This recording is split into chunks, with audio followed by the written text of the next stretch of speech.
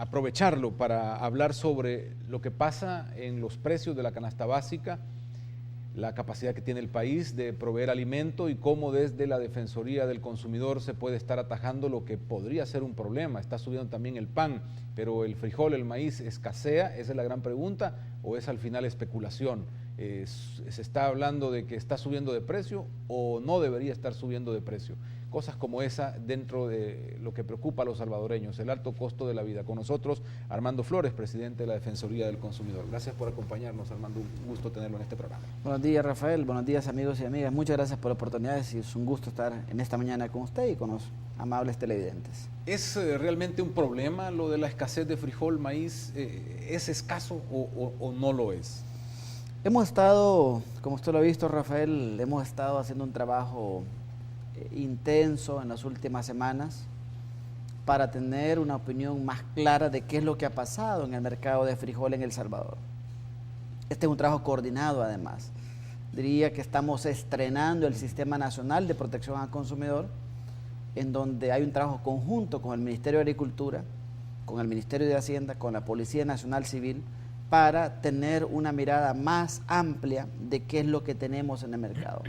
Yo diría que en el mercado tenemos, por un lado, un país, la fotografía actual de El Salvador es un país que depende en un 25-30% de las importaciones de frijol para completar la demanda de frijol nacional.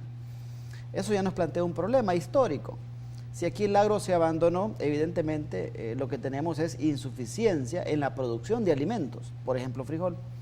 Depende del año, depende de la producción, puede ser 20-30% la importación de frijol. Por tanto, tenemos, una variable que siempre juega y es cómo es la producción nacional y respecto a eso cómo se comporta la importación. Lo que hemos notado en el mercado es que el mercado está abastecido, no tenemos escasez de frijol, hay suficiente oferta de frijol. Y es porque, por un lado, esa oferta es consecuencia de la producción nacional y además es consecuencia de la importación que en general ha sido bastante fluida. Aunque ha disminuido un poquito la importación entre enero y septiembre en cantidad, la importación ha sido bastante fluida de frijol. Entonces no tenemos un problema de desabastecimiento. Más bien, lo que se ha generado en el ambiente es una cantidad de noticias que han alentado y que han facilitado el que se desaten posibles prácticas de especulación y acaparamiento. Digo posible porque estamos en la búsqueda de las pruebas. Nuestro análisis hasta ahora es que la producción nacional, a pesar de todo lo que se ha dicho, en general ha sido una producción nacional buena, con los límites que estaban programados por el Ministerio de Agricultura. Segundo, la importación ha sido relativamente normal, y hablando de las importaciones, llama poderosamente la atención que la importación entre enero y septiembre 2010, el precio de importación es menor al precio de importación entre enero y septiembre 2009. Es decir, en el año 2010 que se produce esta alza de precios, la importación en promedio ha costado $3 menos el quintal en comparación al precio del año 2009. Entonces llama poderosamente la atención. Entonces el precio de $1 o cerca del dólar por la libra de frijol es una especulación. ¿Alguien está especulando con esto? Nosotros pensamos, Rafael, que si tenemos una importación más barata en el 2010 en comparación con el 2009, los datos del Ministerio de Agricultura siguen siendo en general optimistas sobre la cosecha, sobre la producción nacional. Nos parece que ahí se ha activado, sospechamos que se ha activado algunos mecanismos que podrían ser especulación y acaparamiento. Estamos investigando. Justamente en el marco de esta coordinación del Sistema Nacional de Protección al Consumidor, hemos desarrollado en las últimas semanas un fuerte trabajo de monitoreo diario de precios. Monitoreo diario, no solo en un puesto de un mercado, porque creo que en esto tenemos que ser suficientemente cuidadosos para tener una lectura lo más representativa de los mercados. Hemos sondeado precios al detalle y al mayoreo en Oriente, en Occidente y en la zona metropolitana. Tenemos entonces un monitoreo diario que nos permite saber qué pasa con el precio, y hay que decir que el precio tiene un comportamiento que en los últimos días ha mostrado una tendencia a no seguir con el alza que venía desarrollándose. Eso es interesante. Segundo, Hemos estado con un trabajo de investigación, requiriendo información a los importadores, a los grandes comercializadores. Esa información ha sido recibida en la mayoría de los casos. En los casos en que llegó tarde o no llegó la información, se ha activado un procedimiento sancionatorio por no colaborar con la Defensoría en la labor de vigilancia. La Ley de Protección al Consumidor establece que está prohibido a una empresa no colaborar con la Defensoría entregando información en tiempo y en forma requerida, y por eso se ha abierto un procedimiento sancionatorio simplemente porque no entregaron información. El fondo sigue vivo, la investigación de fondo sigue viva, y es porque el precio se ha subido. Nuestra lectura, justamente con la mayor profundidad que hemos logrado en el trabajo, es que ahora estamos inspeccionando en el terreno. La primera fase fue monitorear el precio. Segunda fase fue requerir información. Tercera fase de mayor profundidad es una inspección en el terreno, al interior de la empresa. Hemos estado muy activos en las últimas semanas haciendo esta tarea. De hecho, este día continuamos en esta tarea en algunas empresas en la zona central del país, y nuestro objetivo es justamente proteger el interés de los consumidores. ¿Cómo funciona este mercado? Porque hay importadores, hay compradores locales, la venta al detalle, y no es un problema nuevo. Se ha dado todos los años, ¿no? Y las administraciones, incluso las anteriores, vienen con la misma situación. ¿Cómo es que se activan en determinados momentos estas subidas de precio para los granos básicos? Es un mercado, Rafael, en donde hay poca transparencia. Es un mercado en donde los oferentes y los consumidores no son los que están, balanceando los precios en el mercado. Porque uno le pregunta, y yo sé que hay miles de compatriotas que se dedican incluso a cultivar frijol, ¿a cuánto vendieron el frijol? ¿A cuánto les ofrecieron comprar ese frijolito nacional? Y los precios son escandalosamente bajos, a los cuales muchos campesinos y campesinas venden frijol y se ven obligados a vender el frijol porque no tienen una manera de guardar, almacenar y con eso aprovechar mejores precios. Cuando ellos ven ahora que el precio está tan alto, dicen, ya quisiera yo que me hubieran comprado mi frijol en eso. Entonces, el productor local tampoco es beneficiado con estos altos precios. El consumidor está siendo afectado con esta alza de precios. ¿Quiénes son los que ganan? Evidentemente, ya he comentado, Rafael, si entre enero y septiembre, en promedio, la importación es $3 menos por quintal que entre enero y septiembre de 2009, es muy probable que quien importó frijol, lo importó en algunos casos barato y lo ha vendido caro, ha ganado. Y quien se encargó de intermediar entre el productor y el consumidor guardando frijol, incluso en algunos casos posiblemente especulando con el precio, almacenando, reteniendo indebidamente y posiblemente cometiendo acaparamiento, es el intermediario. Entonces creo que es un mercado en donde tenemos que ponerle cada vez más atención. Quiero decirle que nosotros, a partir de esta situación, se ha activado un mecanismo de alerta que va a seguir funcionando siempre de hoy en adelante.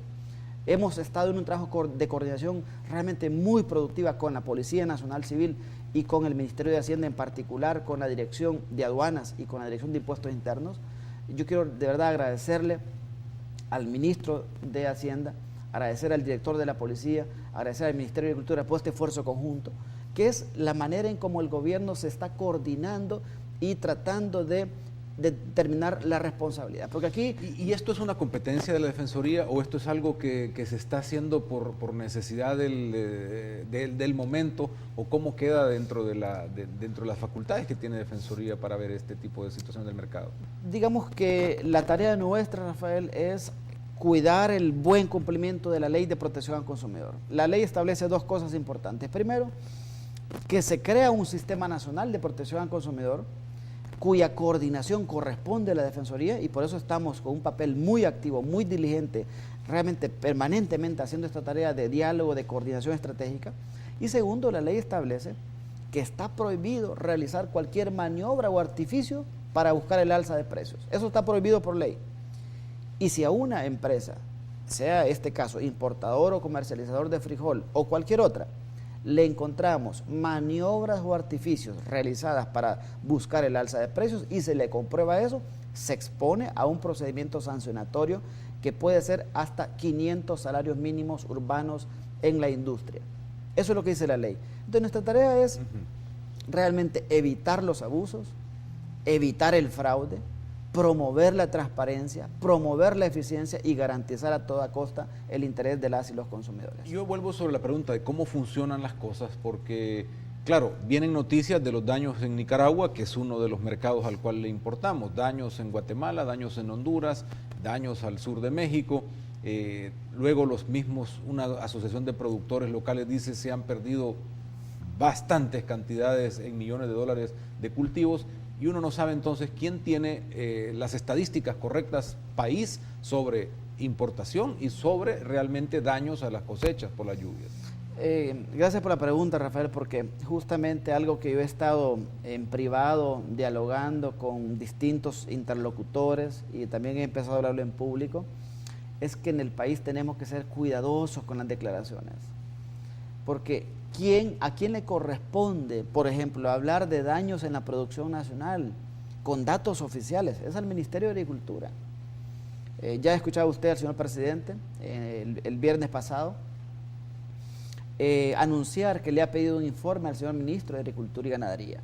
Justamente entiendo que el ministerio está en los últimos detalles afinando este reporte, que preliminarmente, según entiendo, es que los daños en la producción nacional que sale ahora a unas semanas no son daños importantes, y por tanto cualquier declaración que se haya hecho en los días recientes, por ejemplo, por ahí hubo un dirigente campesino, y creo que también es diputado suplente de un partido, aseverar que había daños en la producción que podría llegar al 60% de daño en la producción de frijol. No sé de dónde salen esos datos.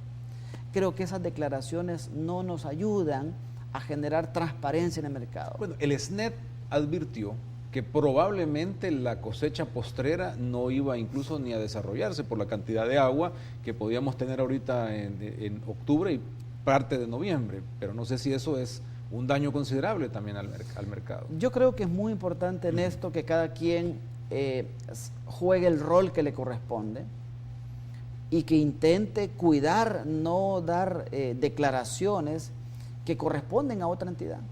Insisto, el Ministerio de Agricultura y Ganadería es la entidad en el gobierno que tiene la tarea de evaluar, por ejemplo, daños de la lluvia en la producción nacional.